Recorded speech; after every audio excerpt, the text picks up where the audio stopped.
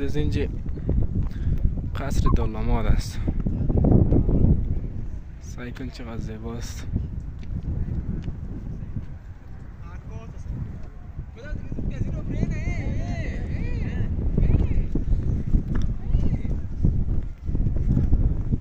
بان پیش بریم کمی اون طرفش هم دوستا رو نشان میدم.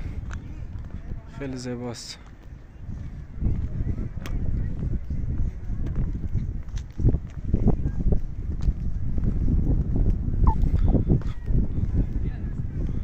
دوستای امروز اینجا رفته بودم. خیلی واقعا زیباست.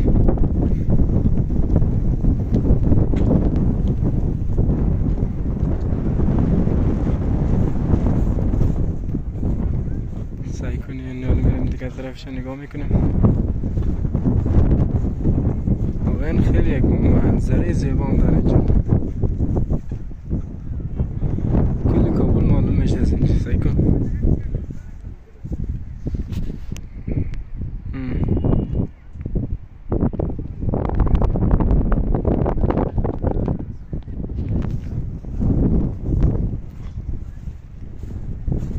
اینم طرف نگیش هسته.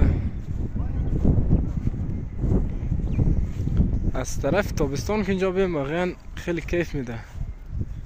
اینجا کلش هم سرسبز است. حالا که زمستان است دیگه زیاد سرسبز نیسته.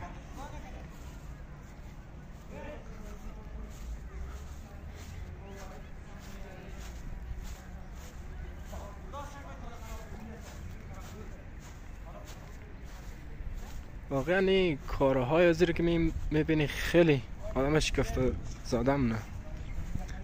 خیلی عالی کار کرده. تمام جایش زینایش داخلش که خیلی مقبول است اما داخلش اجازه نمیده که بریم.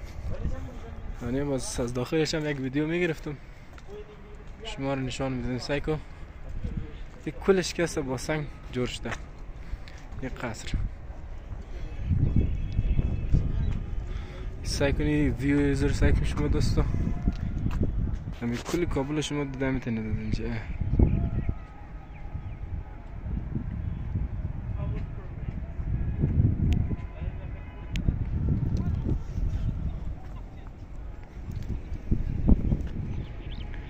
این هم که برای امارت اسلامی افغانستان است.